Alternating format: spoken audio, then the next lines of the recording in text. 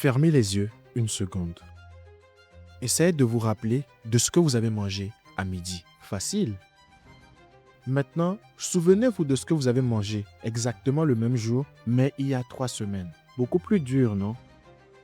Et si je vous disais que votre cerveau, pour combler ce vide, peut carrément inventer un souvenir?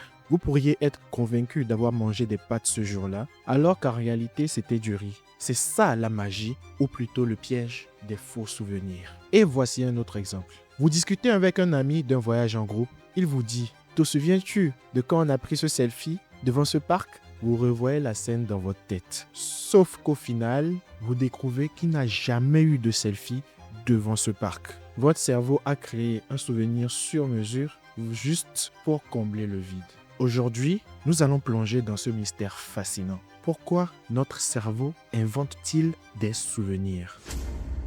Nous allons voir comment une psychologue a prouvé qu'on pouvait implanter des souvenirs dans un cerveau. Et surtout, quelles conséquences ça a dans notre quotidien et même dans la justice. Beaucoup de gens pensent que la mémoire fonctionne comme une caméra vide. On enregistre un moment, on le stocke dans un coin du cerveau et quand on veut s'en souvenir, on appuie sur lecture. Simple, net et précis. Mais en réalité, la mémoire humaine ne fonctionne pas comme un disque dur ou comme une carte SD. Elle est beaucoup plus vivante, beaucoup plus flexible et donc beaucoup plus fragile. La mémoire, elle fonctionne davantage comme un puzzle. À chaque fois que vous vous rappelez d'un événement, votre cerveau ne va pas chercher une vidéo complète. Il pioche petit à petit des morceaux, que ce soit une odeur, une image ou une émotion, une parole ou même une impression. Puis il les assemble pour créer une scène cohérente. Le problème, c'est que parfois, il lui manque des pièces très importantes. Et comme notre cerveau déteste le vide, il va combler le trou avec d'autres pièces. Peut-être un souvenir d'un autre jour, peut-être quelque chose que vous avez vu à la télé, peut-être même un détail inventé de toutes pièces. Et le pire, c'est que vous ne voyez même pas la différence. Pour vous, tout est parfait, le puzzle est complet. Je vous donne un exemple concret du quotidien.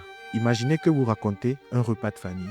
Vous êtes persuadé que votre oncle, il portait une chemise bleue. Mais en réalité, c'est parce que la dernière fois que vous l'avez vu, il avait cette chemise bleue. Votre cerveau a pioché ce détail ailleurs et l'a recollé dans ce souvenir. Vous êtes sincèrement convaincu d'un détail totalement faux. Et ce n'est pas tout. La mémoire est aussi influencée par nos émotions. Si vous vivez une journée joyeuse, votre cerveau retient surtout les détails positifs. Si vous êtes stressé, il mettra en avant les aspects négatifs. Ce filtre émotionnel colore vos souvenirs et les déforme un peu plus à chaque rappel. En résumé, la mémoire n'est pas une boîte dans laquelle on range des souvenirs intacts. C'est un récit qu'on réécrit chaque fois qu'on s'en souvient. Et comme dans tout récit, il y a des oublis, des exagérations et parfois des ajouts inventés. Et c'est exactement ce mécanisme que la psychologue a exploité dans ses expériences pour montrer à quel point on peut nous implanter de faux souvenirs. Elisabeth Loftus s'est posé une question simple et dérangeante. Est-il possible d'implanter un souvenir d'enfance qui n'a jamais eu lieu? Ces travaux ont bouleversé la psychologie et la justice, car si nos souvenirs peuvent être manipulés, alors nous n'avons plus aucune certitude. Peut-on emmener des adultes à se souvenir s'être perdus dans un centre commercial quand ils avaient 5 ans, alors que c'est faux? L'expérience Lost in the Mall suit un protocole simple mais ingénieux. Étape A, recruter des proches. L'objectif de cette expérience est d'obtenir 3 vrais souvenirs d'enfance de ces participants. La consigne qui est donnée aux proches est de donner des événements ordinaires et crédibles avec des lieux, des âges approximatifs qui étaient présents. Étape B, créer le faux souvenir. Le scénario inventé est le suivant. Tu t'es perdu dans un centre commercial à 5 ans. Un adulte gentil t'a aidé et vous avez retrouvé tes parents. Pourquoi ce choix? C'est plausible, émotionnel et banal. Étape C, le livret des 4 histoires. Le participant reçoit un petit livret contenant 4 récits, 3 vrais et 1 faux. Chaque récit fait environ 100 à 150 mots. La consigne est la suivante. Lis chaque histoire et écris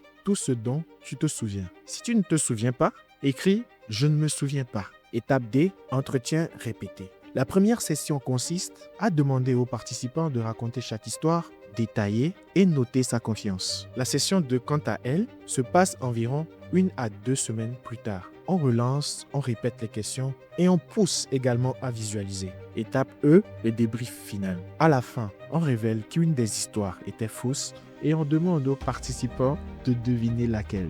Dans l'étude, 25% des participants finissent par rapporter un souvenir partiel ou complet de l'épisode inventé qui est de se perdre dans le centre commercial. Certains ajoutent même des détails sensoriels. La main d'un employé, l'odeur des biscuits, une boutique de jouets à gauche. Les souvenirs vrais sont généralement plus riches et plus confiants que le faux. Mais ce dernier peut paraître tout à fait réel aux participants. Imaginez Lucie, 28 ans. Elle lit l'histoire du mall et hésite. Elle revoit une galerie lumineuse, un banc vert, se sent petite et perdue. Elle ajoute un détail. Un homme avec un badge l'a prise par la main. Réalité, le scénario était totalement faux. Mais son cerveau a tourné le fil par rapport au décor, aux émotions et même aux figurants. Pourquoi ça marche? Premièrement, l'info vient d'une source fiable. Deuxièmement, l'imagination est guidée. Plus on le visualise, plus la scène gagne en familiarité. 3. On réactive le souvenir, on le réécrit et il devient crédible. Résultat, le cerveau confond ce qu'on lui a suggéré avec ce qu'il a réellement vécu. Le faux souvenir choisi est plausible, c'est vrai, et non traumatique. On ne crée pas n'importe quoi, n'importe comment. Le taux de 25% varie selon les réplications et selon les procédures. Beaucoup de participants résistent. Ils écrivent « je ne me souviens pas ». On distingue croire qu'un événement est arrivé et revivre mentalement la scène. Le second est plus rare, mais il existe. Les participants sont débriefés à la fin. L'objectif n'est pas de tromper durablement, mais de comprendre la malléabilité de la mémoire. Lost in the Mall révèle un point crucial. Nos souvenirs ne sont pas et ne seront jamais des enregistrements. Ce sont des reconstructions. Donner un cadre crédible, répéter, inciter à imaginer, et une partie des gens finira par se souvenir de quelque chose qui n'a jamais eu lieu. Conséquence, dans la vie quotidienne, comme en justice, la façon de poser les questions peut façonner la façon dont on se souvient. Et ce n'est que le début, car en changeant un seul mot dans une question, on peut altérer la mémoire d'une scène. L'expérience des voitures qui se percutent ou se touchent, vous allez voir, c'est bluffant. Jusqu'ici, on a vu que la mémoire n'est pas une caméra, mais une reconstruction. Maintenant, entrons dans l'atelier où tout se fabrique. Il y a 3 grands mécanismes qui transforment un flou en souvenir. La suggestion, l'imagination et la répétition. La suggestion, c'est quand une information externe s'infiltre dans votre souvenir. Par exemple, j'avais une veste rouge ce jour-là, non? Même si vous n'en êtes pas sûr, votre cerveau enregistre ce détail comme plausible. À la prochaine évocation, ce détail revient et finit par paraître évident. Ce phénomène s'appelle également une erreur de monitoring de la source. On confond d'où vient l'info. Est-ce un souvenir vécu ou un détail suggéré par quelqu'un d'autre? Au bout d'un moment, la frontière s'efface. Ensuite, l'imagination. Plus vous visualisez une scène, plus elle devient familière. Et notre cerveau adore ce raccourci. Familiarité rime avec vérité. C'est l'illusion de la fluidité. Si une image coule bien en tête, on la juge plus crédible. On appelle cela l'inflation par imagination.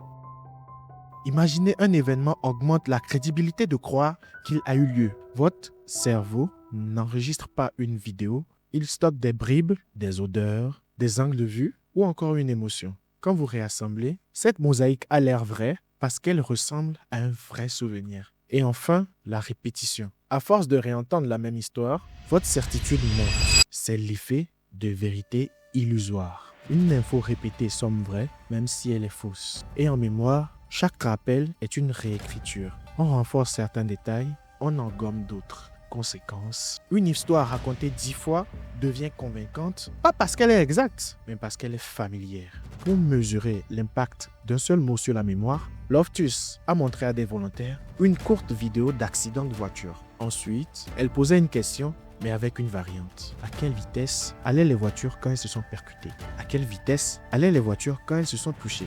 Résultat, le simple verbe change énormément la réponse. Avec un verbe plus fort, comme percuter, les estimations de vitesse montent. Dans l'étude originale, c'était autour de 66 km/h contre 55 km/h. Et ce n'est pas tout. Une semaine plus tard, on redemande aux participants s'ils ont vu des éclats de verre un peu partout. Et il n'y en avait pas dans la vidéo. Pourtant, ceux qui avaient entendu la question avec percuter sont bien plus nombreux à se souvenir d'un verre brisé. Dans les chiffres de l'expérience, on est autour de 32% qui affirment en avoir vu contre 14% avec le verbe plus neutre. Un seul mot a orienté la reconstruction du souvenir. Vitesse plus élevée, choc plus violent et détails inventés. Alors vous allez vous poser la question, pourquoi notre cerveau fait-il cela? Notre cerveau cherche la cohérence avant l'exactitude. Il utilise beaucoup de raccourcis. Si le souvenir est familier, c'est probablement vrai. Si on me le répète X fois, c'est probablement fiable. Si quelqu'un de crédible me le dit, c'est probablement exact. Par exemple, si votre influenceur préféré vous dit d'aller acheter un produit, la probabilité que vous l'achetez est beaucoup plus élevée que si c'est l'influenceur que vous ne suivez pas. À présent, nous allons faire un test que vous pouvez visualiser de votre côté. Pensez à une cour de récré de votre enfance, dans votre école primaire ou secondaire. Voyez-vous le sol? Était-ce du ciment, du sable, du gravier, des dalles? Si je vous suggère une peinture au sol très colorée, commencez-vous à la revoir. Par exemple, une peinture au sol jaune et bleu, est-ce que vous visualisez quelque chose de votre côté? Oui ou non? Vous n'êtes pas crédule. Vous êtes humain, votre mémoire reconstruit. Par exemple, moi, dès que j'ai eu le souvenir, j'ai pensé à la maternelle avec ses couleurs jaune et bleu, alors que quand j'ai fait la maternelle, c'était du gravier qui annonce. Cela paraît anodin, mais imaginez l'impact dans un tribunal. Une question mal formulée peut modeler le souvenir d'un témoin. Et quand un souvenir semble clair et chargé d'émotions, on a tendance à beaucoup plus le croire. Pourtant, clarté et confiance ne garantissent pas la justesse. Dans la suite, vous allez voir comment ces biais ont conduit à des erreurs judiciaires et comment les chercheurs et la justice tentent d'y remédier. Imaginez que vous retrouviez certains camarades de classe. L'un d'eux dit « Tu te souviens en primaire quand il y avait eu des manifestations et on s'est tous mis à courir ?» Vous hésitez longuement et puis bizarrement, une image vous revient. La cour, vos copains qui crient, la maîtresse qui vous aligne. Vous êtes persuadé d'y avoir été. Sauf qu'en réalité, ce jour-là, vous étiez absent. Vous n'avez jamais vécu cette scène. Mais parce qu'elle est plausible et parce qu'elle correspond à quelque chose qui aurait pu arriver, votre cerveau l'a adoptée. Voici un exemple terre à terre qui découle d'une simple conversation. Cela marche parce que notre cerveau adore combler les trous avec du vraisemblable. Un bruit d'alarme, une foule d'élèves, une sensation de panique. Ce sont des morceaux faciles à assembler. Votre cerveau écrit un petit film et très vite, il devient indistinguable d'un vrai souvenir. Maintenant, transposez ça dans un tribunal. Un témoin dit « Je crois qu'il portait une veste à peu près sombre. » Quelques jours plus tard,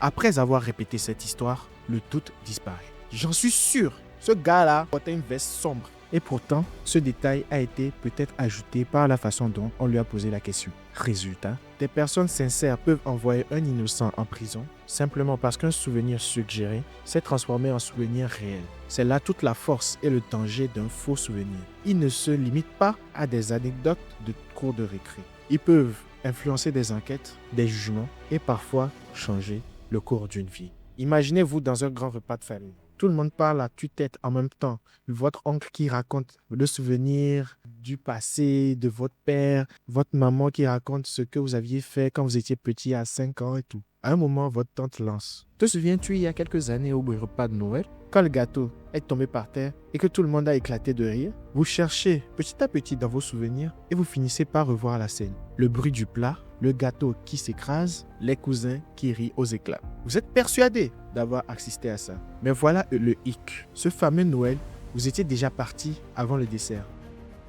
Le gâteau est vraiment tombé, mais vous n'étiez pas là. Pourtant, avec les récits des autres, votre cerveau a fabriqué son propre souvenir de l'événement. Ce genre de situation est fréquent.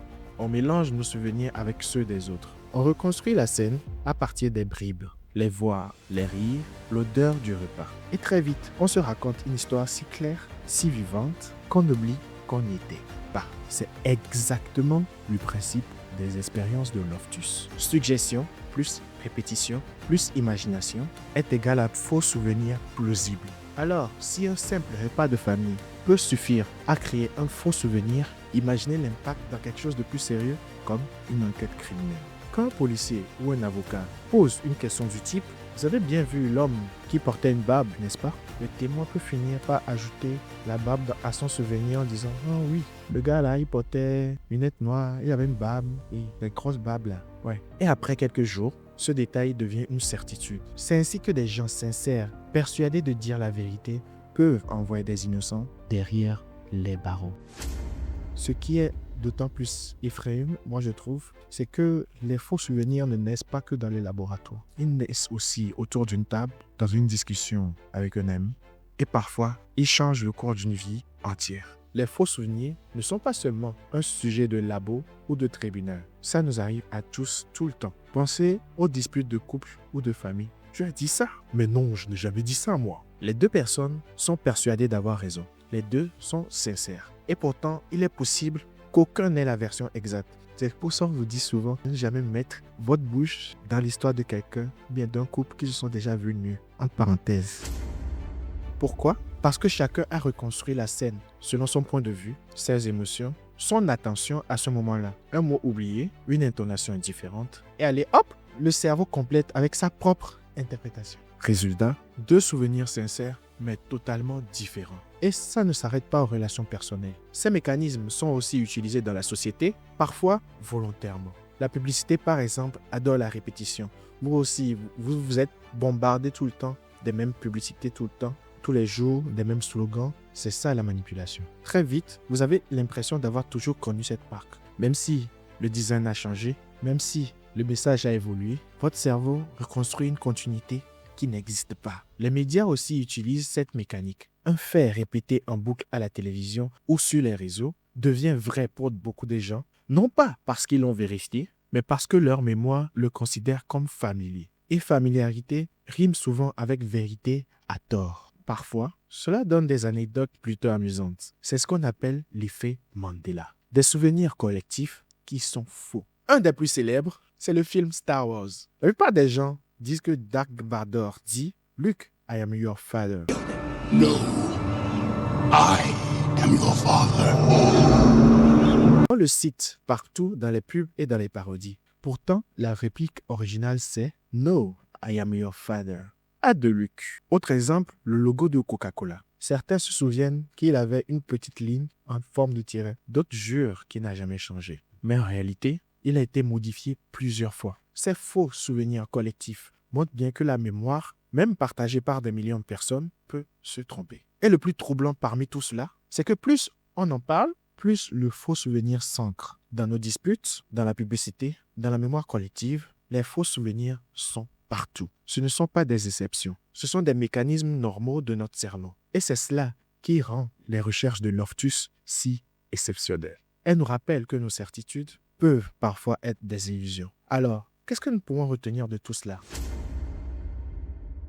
Nous pouvons retenir que notre mémoire n'est pas un coffre-fort. C'est une histoire vivante, réécrite à chaque fois qu'on la raconte, influencée par les mots des autres, par nos émotions, par le temps qui passe. On croit se souvenir de la réalité, mais en réalité, on se souvient de notre version de l'histoire. Et parfois, cette version est totalement fausse. Mais elle nous paraît aussi claire que si on y était. C'est à la fois très fascinant et inquiétant. Fascinant parce que ça montre la puissance de notre imagination, capable de créer des mondes intérieurs. Inquiétant parce que ça veut dire qu'un témoin sincère peut se tromper, qu'une publicité peut façonner nos croyances, qu'une simple discussion de famille peut inventer une discussion qui n'a jamais eu lieu. Elisabeth Loftus a mis le doigt sur une vérité troublante. Nos souvenirs ne sont pas des preuves, mais des récits. Et parfois, ces récits peuvent décider du sort d'un procès, d'une relation ou même de l'histoire telle qu'on la raconte. Mais au fond, ce n'est pas forcément une mauvaise nouvelle. Ça veut dire aussi que notre mémoire n'est pas figée. Elle est plastique et malléable. Elle nous permet d'évoluer, d'oublier ce qui fait mal, de réécrire nos histoires pour avancer. La vraie question demeure, comment utiliser cette fragilité à bon escient? Et vous, dites-moi en commentaire, Avez-vous déjà juré d'un souvenir pour découvrir ensuite qu'il n'était pas vrai? Une scène de famille, une phrase d'un proche, un moment d'enfance? Je suis sûr que vous avez des anecdotes incroyables. Si cette plongée dans les faux souvenirs vous a plu, mettez un gros pouce bleu, abonnez-vous et activez la cloche pour ne rien rater. On se retrouve très bientôt pour une nouvelle exploration des mystères de l'esprit humain.